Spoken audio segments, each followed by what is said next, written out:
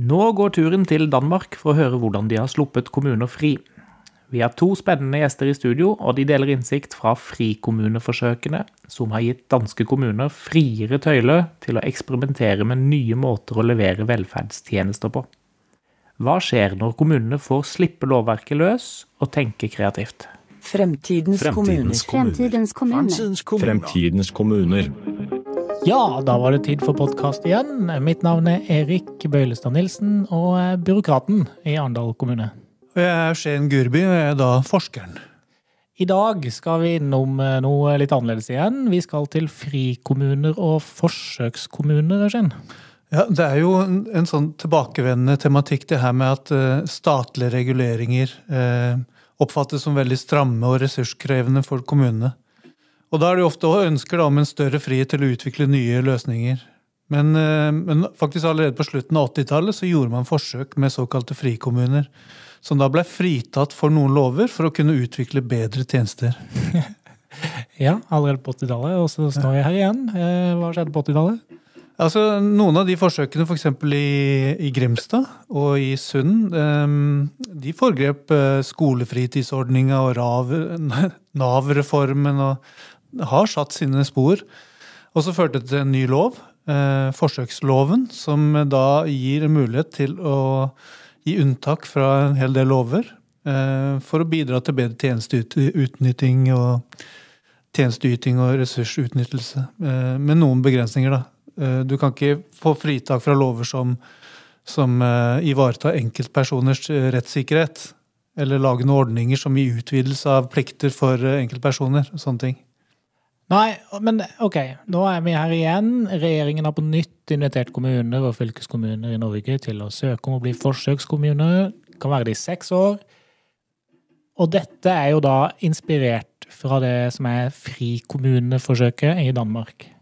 Ja, nemlig. Så vi har nå fått med oss da Ulf Hjelmar, som professor ved VIVE, det nasjonale forsknings- og analysesenteret for velferd i Danmark, som blant annet har fulgt de danske frikommuneforsøkene tett.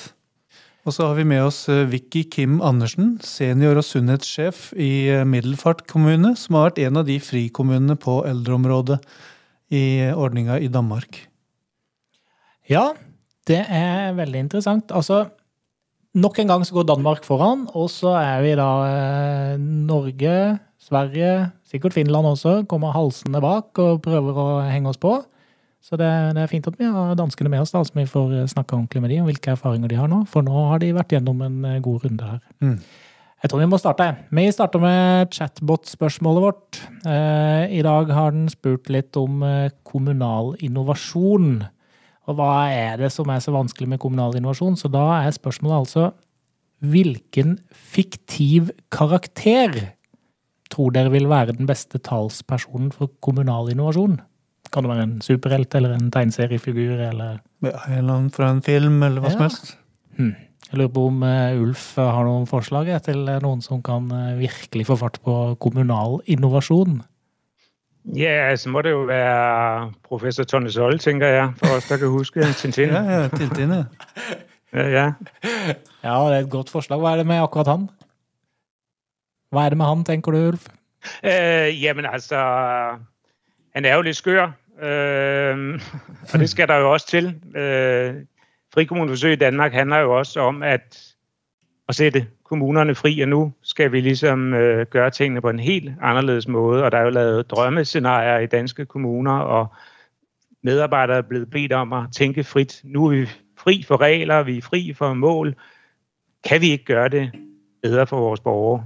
Alle forslag velkomne. Så hvis der sad en Tonne Soll dernede, så tænker jeg, at han ville være god til det. Det høres ut som en sånn drømmesituasjon. Bare, nå vi fri for alt. Nå setter vi fart på det. Ja, Vicky, har du noen tanker? Jamen, jeg synes, det et godt bud, Ulf kommer med. Jeg kan ikke lade være med at sidde i en lidt anden boldgade og tænke, at jeg ser sådan lidt Spider-Man for mig. Og det gør jeg, fordi at jeg tænker, at det sådan et netværk, lidt ligesom et spindelvæv hvor man nødt til stadigvæk at kigge på de strenge, der skal spille sammen, for at det holder. Så jeg tænker, at Spider-Man et godt eksemplificeret bud for mig. Absolutt. Og litt superkrefter, det tror jeg man må nødt til å ha, hvis man skal få fart på ting. Du, Ulf, nå har vi hørt litt om disse forsøkskommunene i Norge. Hva har frikommuneforsøkene i Danmark gått ut på i et nøtteskall? Jamen altså, jeg tror, I kender det fra Norge. For situationen i Danmark er jo, at byråkratiet er vokset gennem mange år. Der er lavet nogle opgørelser over antallet af regler og længden på lovgivning i Danmark, og den vokser og vokser og vokser år for år. Og det gælder også, hvis man ser på New Public Management, altså målstyring, antallet af mål, som man skal leve op til i skolerne, eller ældreplejen, eller i børnehaverne. De vokser og vokser. Man talte op på skoleområdet, hvor mange mål der var, og det var over 2.000 mål, man skulle leve op til i skolen. Så frikommuneforsøg er også et forsøg på ligesom at sige, hvad nu hvis vi skærer en masse lovgivning, regler væk, og fjerner en masse mål? Hvad sker der så? Det er jo helt umuligt at drive uden mål. Altså i den andre runde, så er det jo da noen kommuner som får faktisk 3 år på seg til å styre da ulike velferdsområder, nesten uten å følge da regelverket i det hele tatt. Er det sånn? Jamen altså, vi har prøvet at tælle, hvor mange regler, lovgivning, der egentlig er skåret væk. Er det bare symbolpolitik, noget man siger, eller er det rent faktisk altså virkelig det, der sker? Og det vi er nået frem til, det er på skoleområdet, er det cirka 70% af lovgivningen, der er skåret væk. Det gælder også på dagtilbudsområdet. Ældreområdet er lidt anderledes, fordi der er forholdsvis lille rammelovgivning, og meget ligger ude hos kommunerne. Men det er jo helt vildt. Altså 70%, 70% af lovgivningen, reglerne er skåret væk. Det er ikke set før i Danmark. Jeg kikket lidt på de norske søknadene. Det er kommet inn 87 søknader faktisk, om å bli forsøkskommune. Mange som er frustrert over regelverket da, tydeligvis. Ja, helt tydelig. Mye av det handler faktisk om plan- og bygningsloven da. Men også forenkling av NAV og andre tjenester. Samhandling mellom tjenester var det noe på. Noe med også helsefagarbeidere og sånt som vi har vært inne på i tidligere podcaster. Den type ting. Vicky, altså hva slags begrensninger var det dere i Middelfart opplevde på eldreområdet som gjorde at dere søkte om å bli en sånn frikommune på akkurat det feltet? Jamen, jeg tror, vi kiggede ind i flere former for begrænsninger. Både nogle begrænsninger, som jeg tænker, vi skulle kigge os selv i bedene for at finde ud af, hvad er det, vi har sat rundt om det arbejde, vi laver, for at kunne gøre noget mere frit og mere pragmatisk, mere enkelt. Og så tænker jeg, nogle af de begrænsninger, vi også oplevede, det var jo en ting, som Ulf også rigtig fint beskriver, der er lidt mere begrænset på lovgivning, frisættelse på ældreområdet, og det er fordi, vi både har en servicelov, og vi har en sundhedslov, og vi er ikke frisat på sundhedsloven. Så jeg vil sige, at nogle af de begrænsninger, vi oplevede på lovgivningen, de er der teknisk set stadigvæk, men vi oplevede rigtig mange ting i samarbejdet, som er løsnet rigtig meget op, efter vi er blevet frisat. Og det, der helt klart var en af vores største motivationer for at kigge ind i det her, det er, at på lige fod med resten af Danmark, måske hele Norden, måske hele verden, så kigger vi altså ind i en demografi, hvor vi er nødt til at gøre noget andet. Vi er nødt til at kigge ind på at sige, at de ressourcer, vi har til at gøre noget godt for vores ældre og sundhedsområdet for den sags skyld med, det er vi nødt til at udnytte på allerbedste vis. Og vi er nødt til at have folk med, når vi gør det. Hvad er det, dere har gjort da, helt konkret i forsøkene deres? Jamen noget i forhold til forsøgene er det har blandt andet også været, en ting har været det interne i kommunen, hvor man, da vi starter ud, der har vi et seniorområde, der er isoleret på et chefområde, så havde vi et sundhedsområde på et sundhedsområde, og de to ting kan man ikke skille ad. Så vi er også gået fra at kalde det fremtidens ældreliv til faktisk også lige, og det kommer Ulf til at høre i morgen, når vi mødes, at vi faktisk siger også nu, det er ikke udelukkende fremtidens ældreliv, det er fremtidens ældre- og sundhedsliv. Og ind i det, der har der helt klart været noget, hvor vi skulle rykke endnu tættere sammen på tværs af områder, på tværs af fagligheder, og så kunne jeg godt tænke mig at drille lidt, for det kunne jo også være, at ministeriet skulle gøre det sammen. Fordi det er der, hvor styringsmekanismer kommer ud fra, og der har vi 2 departementer. Derudover så har der helt klart været, som jeg også var inde på, en af de store grunde til at gøre noget andet.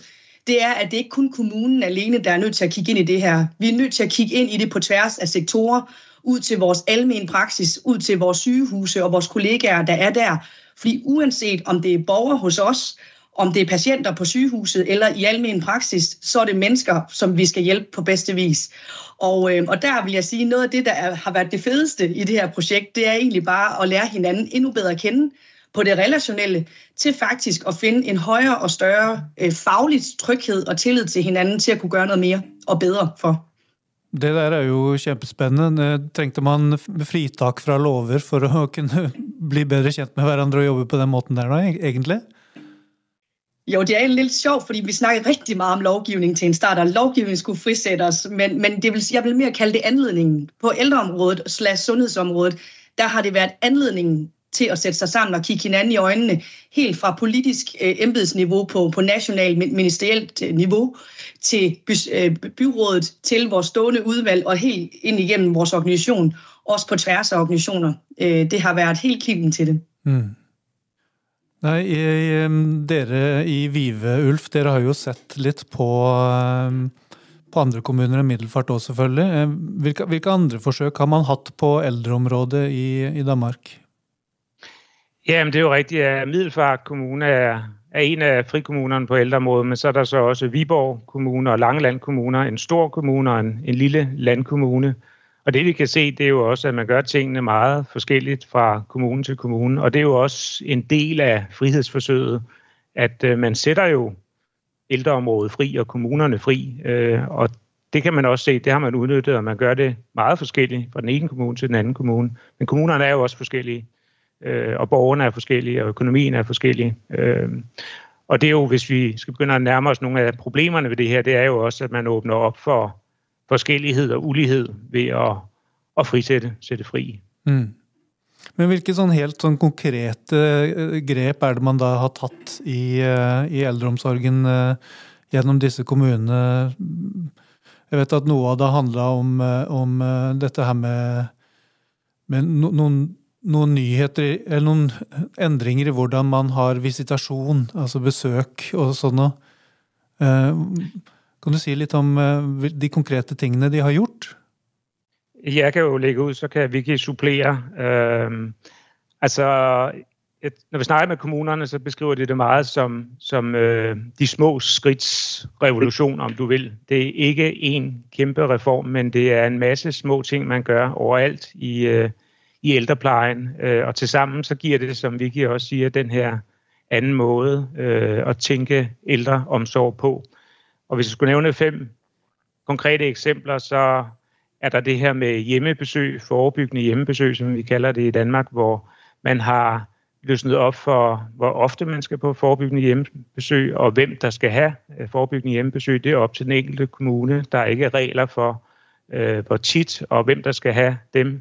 Også i forhold til tilsynet, det kommunale tilsyn, så er der også løsnet op for frekvensen. Det behøver ikke være en gang om året, det kan godt være en gang hver andet år. Og den metode, de målepunkter, tilsynet bruger, er der også løsnet op for. Det er mere op til den enkelte kommune og fagligt at tilrettelægge tilsynet. Og også i forhold til mad på plejecentre, er der løsnet op for nogle bureaukratiske arbejdsgange, hvor nogen havde madservice, andre havde ikke madservice, og nu kan man som kommune selv bestemme, hvordan man organiserer mad til folk, der skal på trænings- eller aktivitets- eller dagcenter i kommunen. Og så også, som du siger, i forhold til visitation, at der er lavet straks visitation, så det hele ikke skal forbi myndighedsafdelingen i kommunen, men man kan lave straks visitation på stedet. Hvis der for eksempel er behov for en toiletstol eller rollator, jamen, så er der mulighed for at gøre det nu og her, hvor borgeren efterspørger det. Og så endelig i forhold til rehabilitering, så er der også mulighed for at tilbyde borgere, som har et træningsforløb, et sådan mere helhedsorienteret rehabiliteringsforløb, hvis den enkelte kommune vurderer, at det giver mening for den enkelte borger. Hver for sig lyder det jo ikke så meget store ting, men til sammen så, og der kunne nævnes flere, så gør det altså en betydelig forskel. Men er dette regler som har kommet på et tidspunkt? Er det noen tanker om hvorfor disse reglene ligger der som udgangspunkt? Jamen altså, sådan er det jo med regler, at der kommer nogle sager frem i offentligheden, og så kommer der noget regelværk, enten kommunen selv eller fra statens side kommer der lovgivning. Og for eksempel det her med forebyggende hjemmebesøg, så er det jo fornuftigt, at man tidligt kommer ud, når man er 75 år gammel for eksempel, og så får man et forebyggende hjemmebesøg, eller noget, vi kan gøre i forhold til at optimere din situation i hjemmet. Men der er nogle ældre, som er 75 år, som synes, jeg er da ikke gammel. Altså, hvorfor kommer kommunen ud til mig? Det giver jo ingen mening. Skal ikke heller bruge ressourcerne på der, hvor der er behov for det? Jamen, det er der nogle regler for, og der ligger jo nogle rigtige tanker bag det, men nogle gange, når man er kommune, så virker det bare for firkantet. Vicky, vi snakket jo lidt sammen nå før opptaket her, og du var optatt av dette her med kultur, at disse frikommuneforsøkene har gitt en anledning til å bygge rett og slett en litt annen kultur i forhold til hvordan dere jobber i Middelfart kommune.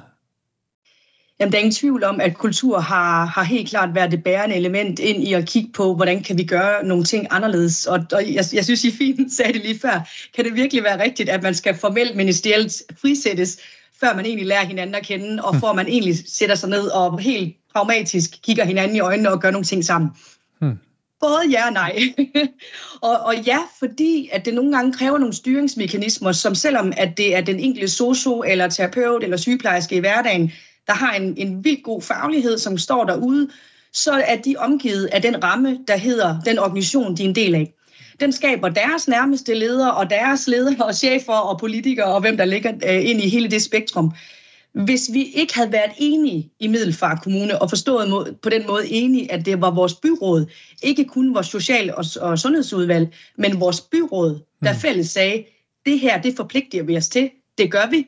Og en af de store hegnspæle derfor var også at sige, så giver vi altså også organisationen frihed, men også arbejdsro til faktisk at arbejde ind i det her og kigge ind i det her. Så vi sætter ikke unødvendigt 10.000 andre gode initiativer i gang, som vi også godt kunne tænke os. Nu får I faktisk rammen til at arbejde med det her. Det har jeg ikke i min tid og i min karriere i kommunen oplevet på den her måde før. Og den forpligtelse, den har været guld værd. Og der har det været kulturen, der skulle være bærende. Et eksempel kunne være, at man har vedtaget, at nu, som Ulf siger, nu kan man komme ud på hjælpemiddeldepotet, og man kan få en rollator med det samme, fordi den har jeg brug for, så skal du bare have den. Det kan man teknisk set i dag. Så kunne det jo være, at der kom en klage ind fra en eller anden borger, som sagde, kan det være rigtigt, at jeg kan få den her rollator, men jeg kan ikke få den her komfortkørestol, fordi den kan jeg ikke bare køre ud og få. Der skal politikerne være godt klædt på og være trygge af os som forvaltning og faglighed til at sige, det kan godt være rigtigt. Og det kan det af den simple grund, at en rollator, der er ikke så stor risiko for, at vi ikke får indstillet den godt nok, og du kan gå ud af døren med den. Men en komfortkørestol, det er bare noget andet. Der er vi nødt til at fagfagligt kunne stå inden for at være tættere om dig og hjælpe dig rigtig godt på vej. Så når de bliver mødt nede i Brugsen, ligesådan de giver også arbejdsro til at arbejde med det i maskinrummet, ligesådan skal vi jo klæde dem på tryghedsmæssigt til, når der kommer en klage, eller når der kommer noget andet, så skal vi ikke have lavet en eller anden kasse mere, eller en eller anden regel mere, så skal vi tale om det, og politikerne skal med tryghed kunne sende den klage ind i organisationen, og tættest derud til de ledere og medarbejdere, der rent faktisk kan gøre noget ved det. Utrolig at det har gitt den anledningen der. Dette med kommunale siloer og alt dette her har vi snakket mye om i podcasten tidligere. Men så er det ikke bare på eldreområdet har vært forsøk heller, Ulf. Hvilke andre områder har det vært forsøk på her? Jamen, der har også været frikommuneforsøg på skoleområdet og på barnehageområdet, børnehaveområdet. Og måske navnlig skoleområdet har været spændende at følge. Og det gælder sikkert det samme i Norge som i Danmark i forhold til skoleområdet. Der er utrolig mange krav og forventninger og regler og mål på skoleområdet. Vi vil rigtig meget gøre meget for vores børn og sørge for, at de lærer en hel masse i skolen. Og det har været helt vanvittigt at følge de her 3 år, fordi lige pludselig oplever man ude på skolerne, at netop at man er blevet frisat fra en hel masse ting, som har bundet en. Vi havde en folkeskolereform for 10 år siden i Danmark, som var meget omstridt i Danmark, som indførte længere skoledage, og vi faldt uheldigt ud i nogle PISA-målinger, så der skulle skrues op for fagligheden. og lærerne skulle arbejde på skolerne. Det var nye arbejdstidsregler, så det har skabt sådan en følelse af, at skolen var fanget i en masse regler og fastlåst, og så man har oplevet den her frisættelse, den her frihed som en kæmpe ting i skolerne, og det har virkelig frisat en masse energi. Og det gælder ikke bare på én skole eller én kommune, det gælder på alle skoler. Og det, man har taget fat i, det er en kortere skoledag, og så omlægger ressourcerne til noget understøttende undervisning for de elever, der har behov for det. Så den enkelte lærer også får støtte i undervisningen med de børn, der har behov for understøttende undervisning, samtidig med, at man kan lave nye undervisningsforløb, som giver mening for de børn, som man har på ens egen skole. Så nye fag, og man er ikke længere bundet af, at man skal have et bestemt timeantal i dansk og i matematik og historie. Man kan godt have færre timer og lave andre fag. Så det er en ny skole på mange måder, som er kommet ud af det her efter 3 år i de her 2 forsøgskommuner. Men jeg må spørre, hvad tror dere kommer ut av det? Sånn, en ting er hvad som sker i kommunene, men tror dere vi kommer ut et sted, hvor det blir mindre lover og regler? Kommer det nye lover og regler? Hvor er vi egentlig på vei da med dette? Et mulig utfall vil jo kunne være liksom litt sånn som jeg ser det, tilbake igjen til der vi kom fra, hvor det var mer tillit ute i tjenestene, der du har mer fokus på det overordnede samfunnsansvaret, og du ikke detaljstyrer. Men kommer vi dit, eller blir det bare nye sett med regler som defineres annerledes? Hvad tror du? Altså, hvis jeg kunne lægge ud, så synes jeg jo, at man har været bange for i Danmark i mange år at ændre ved nogle af de her regler, noget af den her lovgivning, fordi det har også været for at sikre borgerne og deres retsstilling og retssikkerhed. Men den overordnede erfaring har jo været, at det ikke har ført til større utilfredshed og større klager hos borgerne. Og det, der er jo sket de sidste 10-20 år i Danmark, og sikkert også i Norge, er jo, at vi har fået utrolig kompetente medarbejdere i ældreplejen og på andre velfærdsområder, som er i stand til at løfte det her faglige ansvar, man giver dem. Så det har udviklet nogle nye arbejdsgange og ny inddragelse af borgere, elever, forældre. Og så har man så fjernet nogle retskrav fra borgerne. Men det har ikke ført til generelt til flere klager eller større utilfredshed hos borgerne. Så den generelle læring er jo, at man kan faktisk godt fjerne en masse regler, som man troede var nødvendige for at sikre borgernes velfærd, uden at det fører til forringet velfærd. Hvad tror du, Vicky? Eller hvad håber du? Ja. Hvad siger du? Ja, eller hvad ønsker du?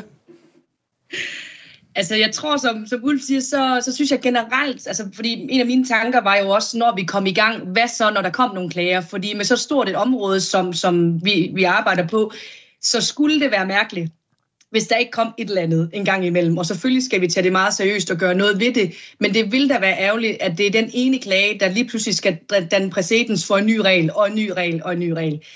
Der vil jeg sige, at som jeg ser det lige nu i hvert fald, og som jeg oplever, det som vores erfaringer har bidraget med, der oplever det faktisk positivt ind i, at man faktisk til stadighed, nu drillede jeg i ministeriet før, men positivt tænker, at de har kigget hinanden i øjnene, i hvert fald på den brede midte, og kigget ind på reformen og sagt, vi skal faktisk forsøge på ikke at gøre det. Vi skal forsøge på ikke at lægge nogle kæmpe store reformer med kæmpe mange regler ind. Jeg vil så sige til den modsatte del, og det er ikke fordi, jeg er nogen streng kommunedame. Tværtimod synes jeg, at jeg bryster mig det modsatte. Når det er sagt, så har frisættelsen også lært os, at når vores medarbejdere kigger på os som ledelse, så beder de faktisk om en tryg ramme. De siger ikke en låst ramme, men de siger en tryg ramme. Det vil sige, hvis alt er til diskussion, hvis alt er frit, så bliver der meget, meget stor måske forskellighed på, hvad får den enkelte borger, hvad synes jeg som medarbejder, hvad synes min kollega. Så på den måde, der tænker jeg, at jeg vil virkelig bakke op om, at der ikke kommer unødvendige regler, men der er nødt til at være nogle trygge rammer for vores medarbejdere at arbejde ind i. Det er noe med de reglene som kan skape litt trygghet og utrygghet nå med disse forsøkene. I Norge så har det jo vært litt debatt allerede før ordningen har kommet i gang. Fordi det var 2 kommuner i Nord-Norge som ba da om å få unntak fra en del lover og regler for å få fortgang i etableringen av arbeidsplasser i noen sånne store industrisatsinger i kommunene. Og det handlet da om at de ønsket at da kommunen skulle ha det siste ordet da på innsigelse fra innbyggere og statlige organer i plan- og bygningsloven. Og da kom jo Naturvernforbundet kjapt på plass og frykta da at dette her ville gå ut over både innbyggerne og naturen. Og noe av det Naturvernforbundet jo gjør er jo nettopp å skrive innsigelser til kommunene for at planene skal bli best for naturen og så videre. Er det tenkelig, eller har dere vært borti det i Danmark, at en sånn ordning også kan misbrukes? Ja, altså, der har været kun få frikommuneforsøg på i forhold til fysisk planlægning og naturbeskyttelse. Det er jo et utroligt teknisk område, og der har man også været forsigtig fra de danske myndigheders side i forhold til at åbne op på de områder. Så der, hvor vi først og fremmest der er erfaringer, det er på de lidt mere bløde velfærdsområder, altså socialområde, børn- og ungeområde, skoleområde, beskæftigelsesområde, ældreområde. Og det er der, vi har de gode erfaringer. Jeg vil også være lidt mere betænkelig i forhold til de mere tekniske områder. Så er det vel noe denne ordningen ikke løser. Er det viktige ting som på en måte faller helt utenfor, som man kanskje har tenkt at den ordningen skulle bidra til å løse, men så ser man at nei, da må man tenke helt utenfor akkurat dette rammeverket?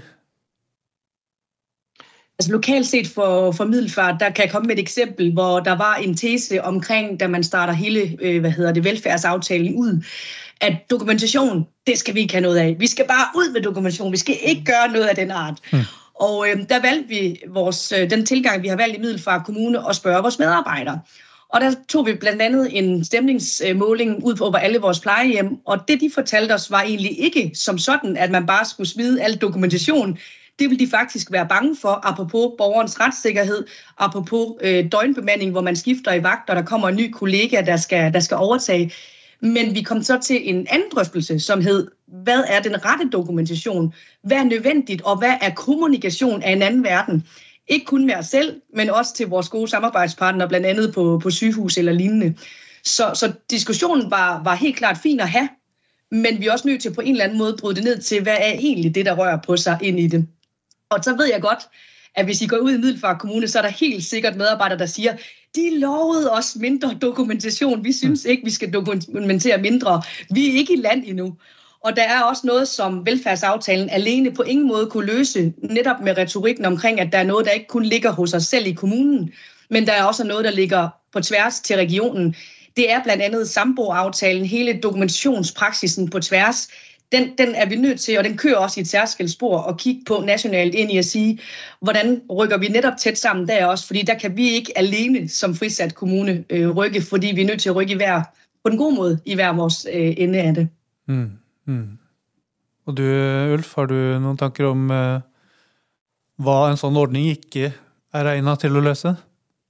Ja, altså, vi ved jo allerede nu, at det bliver taget rigtig positivt imod det her med at blive frisat som medarbejder, som leder, lokal leder. Det skaber motivation lokalt. Og vi ved også, at der er rigtig mange af de her forsøg, der handler om at stille skarpt på borgeren, på brugeren og brugerens behov, og lave nye arbejdsgange, som imødekommer borgeren på en mere direkte måde. Men der, hvor velfærdsaftalerne ikke løser noget, er jo, altså, og det hører vi jo også, når vi snakker med kommunerne, i forhold til hele økonomien.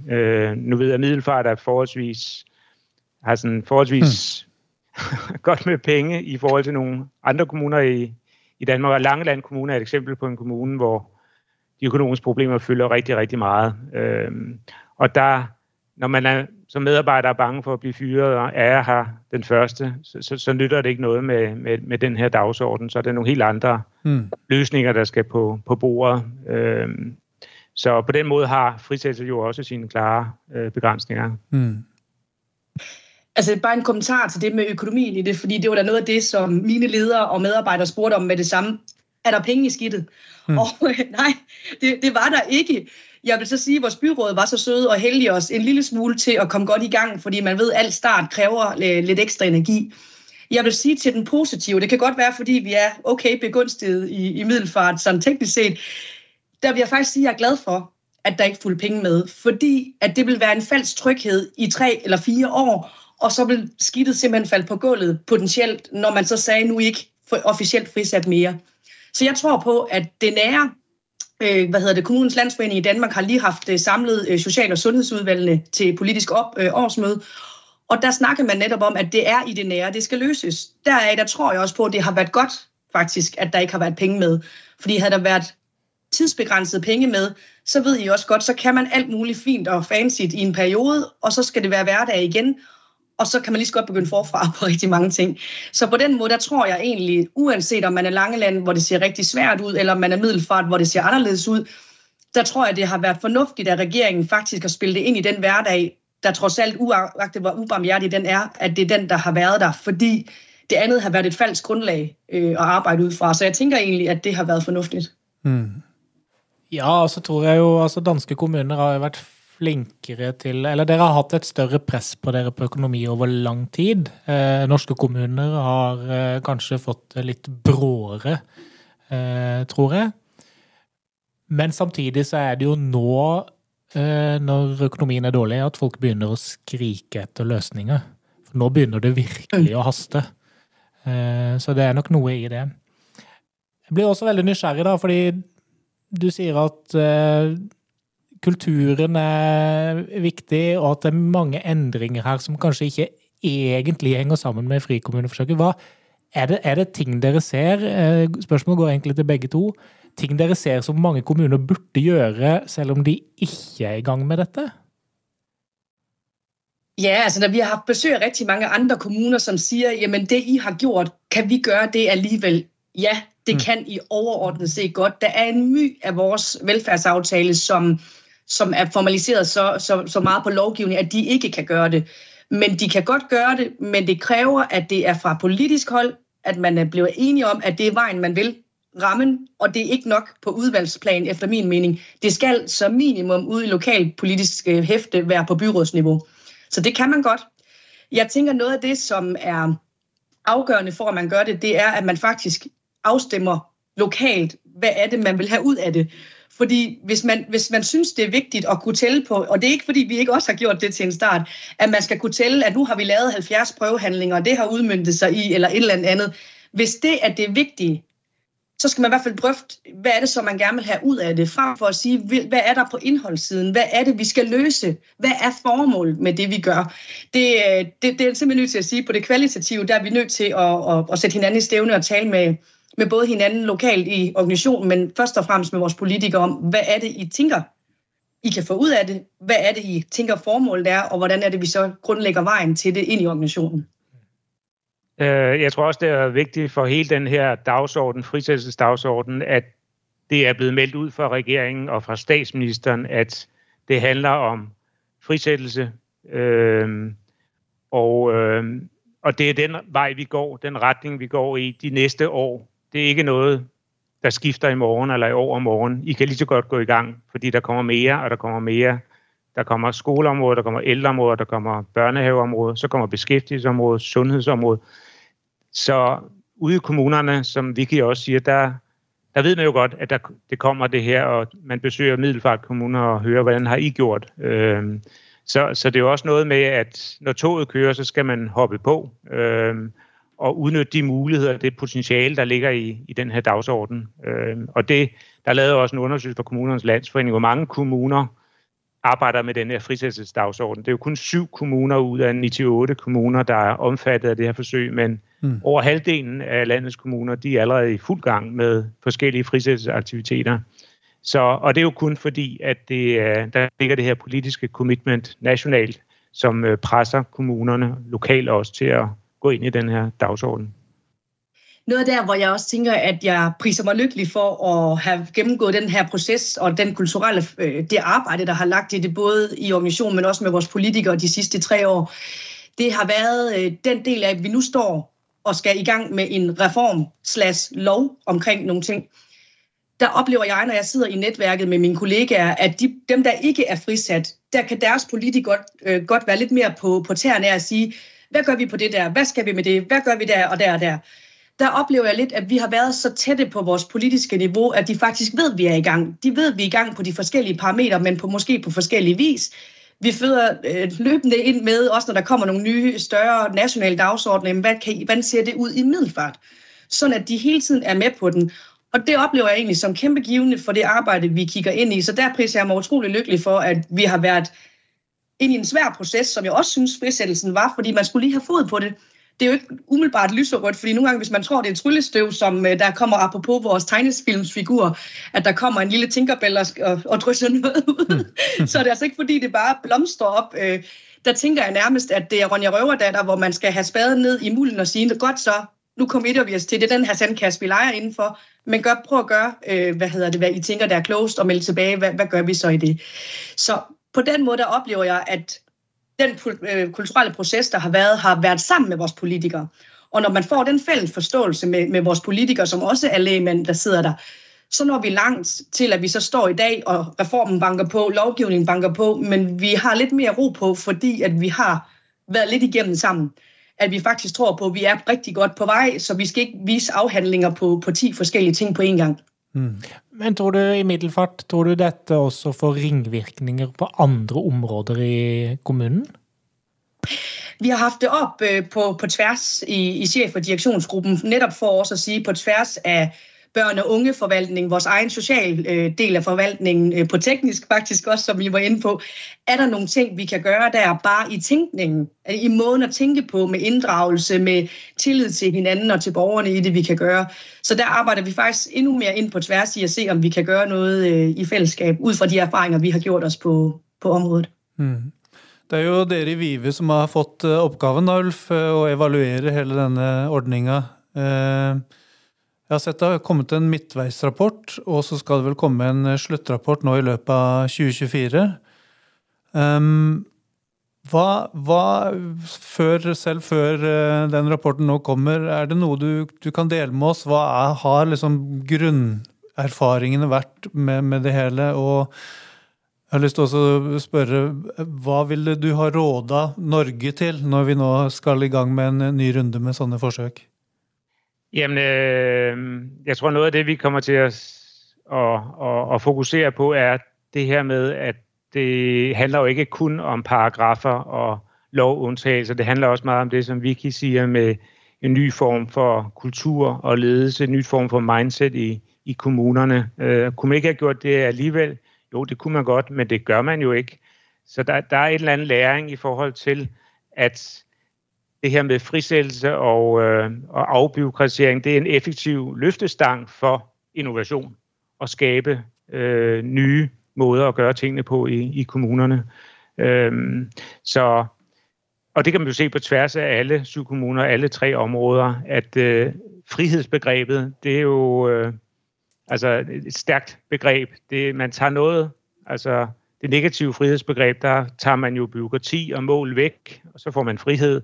Men så putter man jo også noget på, og det er netop den her faglige frihed, det her øgede rum for at bestemme tingene lokalt og gøre tingene som det, der giver mening ud hos os på vores plejehjem eller i vores skole. Og det er jo det, som vi kan se på tværs af alle områder, alle kommuner, virkelig virker, at det her, det giver mening. Det vi har efterspurgt, det vi har lært i vores uddannelse. Nu får vi endelig lov til at gøre det på den måde, som vi synes giver mening. Og vi har ledelsens opbakning, vi har en politisk opbakning. Ej, hvor er det fedt at gå på arbejde. Så der ligger et eller andet universelt i den mekanisme. Ja, jeg får liksom følelsen av at vi har jo liksom i tidenes løp innovert oss inn i et regelsett, og så prøver vi nå å innovere oss tilbake. Jeg hadde nettopp også en prat med Joste Blok fra Nederland, som har startet Bortsorg, som er hjemmesykepleie I Nederland, han har 15 000 sykepleiere og ingen ledere. De jobber I team, og de har ikke noe tjenestekontor. Det full tillit ut til teamet I forhold til hva slags tjenester og hvordan de jobber. Så det selvfølgelig noen regler og noen ting der også, men så sier han får ofte spørsmålet, hva gjør du når det går galt? Så sa han det at det jo ganske interessant, og jeg kan godt diskutere hva jeg gjør når det går galt. Problemet bare det at nå har jeg akkurat lest årsrapporten fra I fjor, sa han, og vi har fått på de 15 000 sykepleierne som har fått 1 klage. Og da ligger noe I den tilliten, I den friheten, for det faglige folk, altså de faglige der ute, de vet hva de skal gjøre. De har en kontroll på sitt område, men det en balanse der I forhold til å ha tryggheten I det du gjør, men også friheten til å velge. Da. Så det ligger noe her da, som vi må utforske mer, tenker jeg. Men det veldig spennende å høre. Har du en kommentar, Vicky? Jamen, det bare for at drille det lidt, fordi at Buurtzorg har været meget omtalt, og også I forhold til det samfundsmæssige sammenlignelige, der kan jeg godt trække en lille smule, ikke frækt, men ordentligt på smilebåndet og tænke, det lyder rigtig godt, det lyder rigtig dejligt, hvis den konstellation kan fungere I Holland. Jeg tror noget af det, som vi har kigget ind I, og den virkelighed, vi står I, med den sammensætning af medarbejdere, vi har på det danske ældre/sundhedsområde, vi har rigtig dygtige medarbejdere, som Ulf siger også, men vi har også endnu højere krav og kompleksiteter, som ruller ind over os. Og der nødt til at sige, at noget af det, som vi har arbejdet rigtig meget med, det var jo at spørge vores medarbejdere. Men de blev faktisk lidt pikeret I starten og kiggede på os og sagde, er du ikke leder? Er det ikke det, du får dine penge for? Det skal du hjælpe os med. Til at vi egentlig begynder at prøve at indføde og blive ved med at sige det samme. Blive ved med at komme med den her åbne ramme, åbne arm, tillid og vise dem psykologisk tryghed ind I, at vi vil jer faktisk rigtig, rigtig gerne. Og jeres mening betyder noget. Også selvom at vi er jeres ledere. Og til at de egentlig åbner op I dag og siger, der sket noget med det her forsøg. Nå, kan du sige noget mere, hvad det der sket? Der sket noget med jer som ledere. I gør noget andet. Og så har vi været lidt nysgerrige på det, og det de egentlig beskriver, det at de oplever en højere grad af ledere, der lytter, af ledere, der tager imod de problemer, som man som medarbejder kommer ind med. Som medarbejder har du måske ikke nødvendigvis overskud til at tænke løsningen, men du har en forventning til, at din leder skal hjælpe dig. Men de er også med på, at de faktisk selv har en del af løsningen. Der kommer de faktisk tilbage og siger nu, okay, det var ikke det her tryllestøv, men I begynder faktisk at handle anderledes på noget af det, vi kommer med. Det giver os motivation til faktisk at være en del af det. Så jeg tror, uanset faggrupper, uanset hvordan man kigger ind I det, så kan der være noget, der samfundsmæssigt ikke kan lade sig gøre på lige fod i Danmark, økonomi, faggrupper, hvad der er. Men der er noget I det kulturelle, noget I relationen, der vil kunne lade sig gøre, hvis man arbejder med det, uagtet hvordan omledes, tænker jeg. Ja, og jeg synes det der en veldig, veldig fin kommentar. Jeg tror vi skal avrunde der, og så tenker jeg det ligger noe I dette tillitsforholdet, fordi den tilliten man gir sine medarbeidere vil også smitte over på den tilliten man gir til innbyggerne der ute. Og på den måten så får vi kanskje et samfunn som, der vi klarer å lytte litt bedre til hverandre, og så blir vi litt mindre strenge på rammene. Jeg tror vi sier tusen takk for I dag. Ja. Fremtidens kommuner. Håper vi ser deg på innovasjonskonferansen Fremtidens kommuner I Arendal I juni. Hvis du liker podcasten vår, setter vi stor pris på om du abonnerer og gir oss en tilbakemelding I avspilleren. Har du forslag til gjester vi kan invitere? Send oss en e-post til post@fremtidenskommuner.no.